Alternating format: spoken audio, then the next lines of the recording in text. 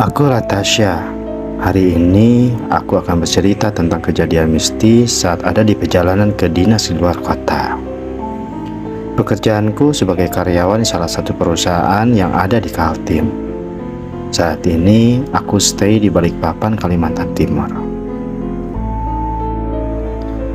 Sebenarnya aku memang asli gadis Kalimantan, tepatnya gadis Banjar, Kalimantan Selatan. Tapi karena pekerjaan, jadi tahun lalu aku pindah ke kantor pusat yang ada di Balikpapan. Pengalaman mistis ini terjadi di awal 2019. Saat itu ada tugas di daerah Kalsel. Dengan senang hati aku menerima tugas ini, karena Kalsel adalah kampung halamanku. Jadi aku berpikir sambil bekerja bisa menyempatkan menjenguk orang tua. Dan aku juga sudah sering bolak-balik Kaltim, Kalsel ataupun Kalsel, Kaltim. Singkat cerita, jadwal keberangkatanku seharusnya jam 1 siang atau habis zuhur. Tapi karena ada kesibukan lain, jadinya keberangkatan zuhur atau setelah asar. Waktu yang ditempuh untuk bisa sampai ke salah satu kota sekitar 8 jam. Oh iya, aku berangkat dengan salah satu teman kantorku, sebut aja namanya Mas Ajam.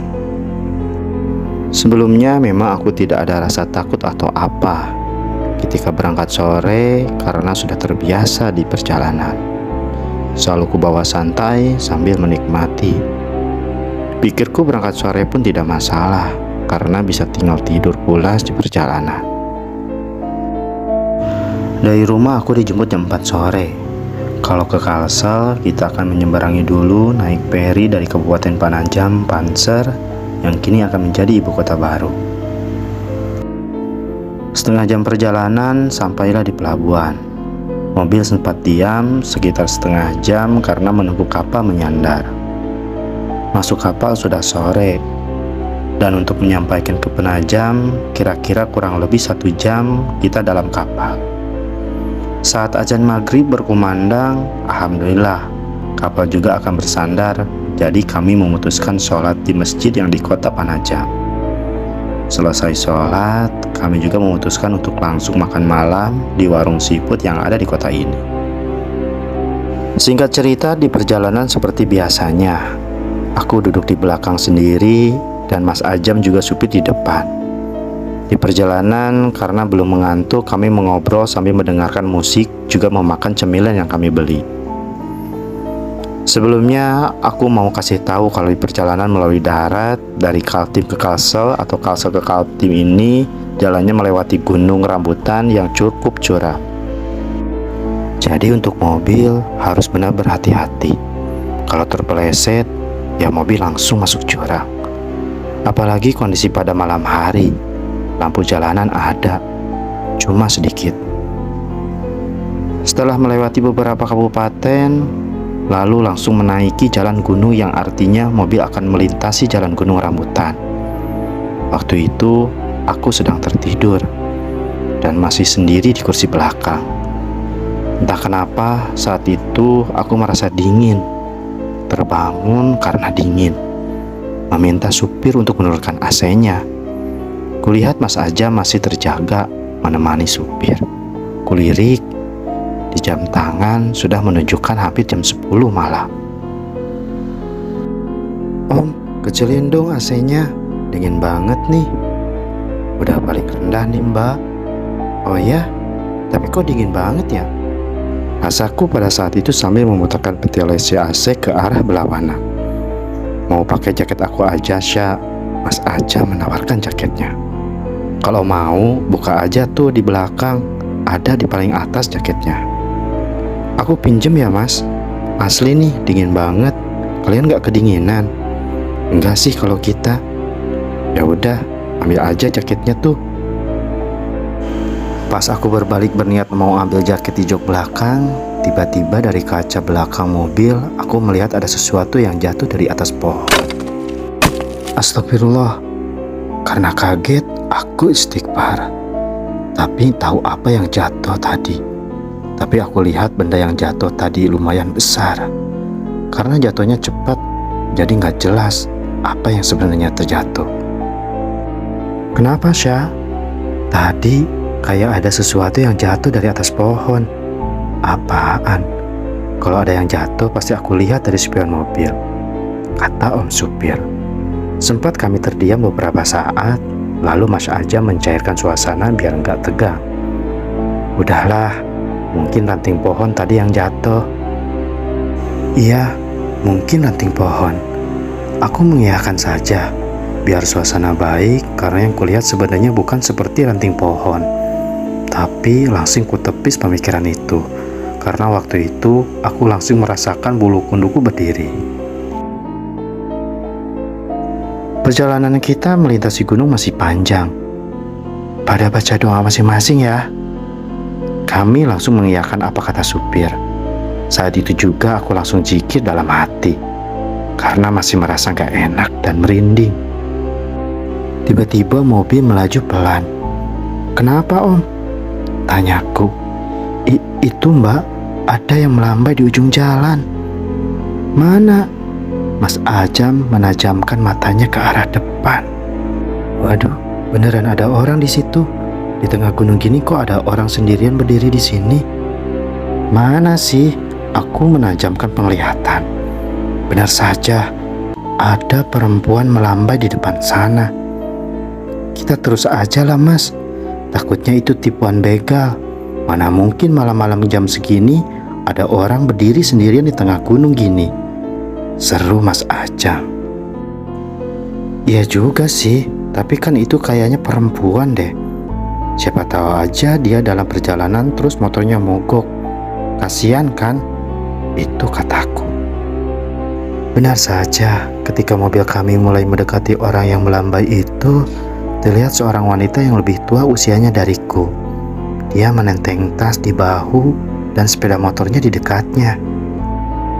Tuh kan, motornya mogok nih. Kasian, bantulah, ucapku pada mereka. Dan langsung saja supir berhenti di depan wanita itu. Kenapa Mbak? Mas Ajam membuka kaca menanyakan keadaan wanita tersebut. Motorku mogok. Aku mau ke pasar di turunan gunung sana. Boleh aku ikut menumpang? Kami sempat terdiam pada pemikiran masing-masing. Lalu bingung mau dikasih tumpangan atau enggak. Tapi setelah kami lihat lagi, wanita tersebut memang tidak ada yang aneh. Karena desakanku yang juga wanita, merasa kasihan, akhirnya wanita tersebut kami putuskan untuk mengantar sampai pasar yang ia maksud. Naik Mbak, kubukakan pintu untuknya. Kok sendirian aja Mbak? Mas Ajam langsung bertanya. Iya, sudah biasa saya kemana-mana sendirian, ucap wanita itu dengan suara pelan-pelan seperti orang yang sedang sakit. Oh ya Mbak, kenalin, aku Latasha. Kuulurkan tanganku kepadanya. Aku Sari. Jawabannya singkat sambil menyambut uluran tanganku. Dan yang kurasakan saat itu tangannya halus dan sangat dingin. Ketika kami saling melepaskan jabatan tangan, tiba-tiba aku mencium aroma melati yang sangat pekat. Aku langsung terdiam waktu itu. Yang kurasa, aku bingung dan tengkuku merinding. Tidak tahu dengan Mas Ajam dan supir itu, apa mereka mencium aroma melati juga? Dan di saat itu, aku terus berzikir dan terus berdoa. Kulihat Sari hanya memandang ke depan tanpa ekspresi. Sudah berapa kali kami menuruni gunung dan belum terlihat ada pasar yang dimaksud oleh Sari. Masih jauh Mbak pasarnya? Om supir bertanya. Tapi Sari terdiam, masih tanpa ekspresi. Mbak, Mas Ajam pun memanggil dan Sari tetap tidak menjawab tanpa ekspresi. Melihat keadaan ini kami semua bingung. Aku langsung merapatkan diriku ke jendela mobil sambil menjauhi Sari. Tiba-tiba hawa mobil menjadi dingin.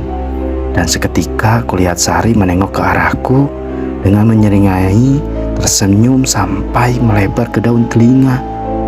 Melihat hal itu, aku langsung ketakutan dan berteriak.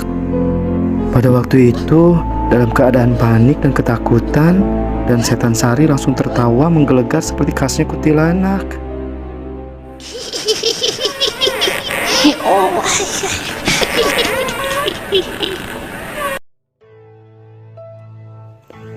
Entah apa yang terjadi, saat kubuka mata aku terbangun di sebuah rumah. Ternyata ini adalah rumah paman dari supir kami. Ternyata aku pingsan.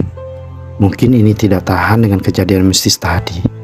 Apalagi jarakku dengan kuntilanak Sari hanya beberapa jengkal. Sya, sudah sadar? Ayo minum dulu. Terlihat Mas Ajam dan beberapa orang begitu khawatir. Mereka adalah paman, tante, dan keponakan om supir. Alhamdulillah, seru mereka hampir bebarengan. Alhamdulillah sudah nggak apa-apa, Sya. Kita di rumah paman Rido, nama supir kami. Mas, setan. Aku teriak karena masih ketakutan. Wajarlah ya, karena ini kali pertama aku bertemu dengan makhluk gaib. Duduk berdekatan pula. Iya, udah nggak apa-apa mbak, setannya udah pergi, sahut paman om supir. Ternyata setelah penumpang kami bawa berubah wujud, om supir dan Mas Ajam langsung berdoa sambil menyetelkan murotal di audio mobil. Melihat aku yang tak sadarkan diri, mereka panik.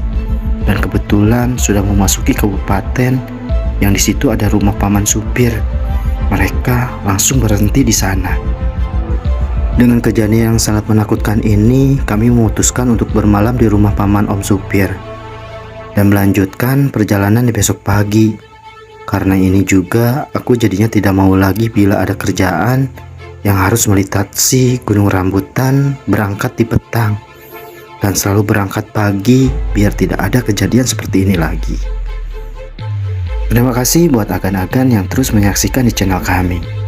Jangan lupa like, komen, dan share-nya untuk kemajuan kami. Terima kasih. Wassalamualaikum warahmatullahi wabarakatuh.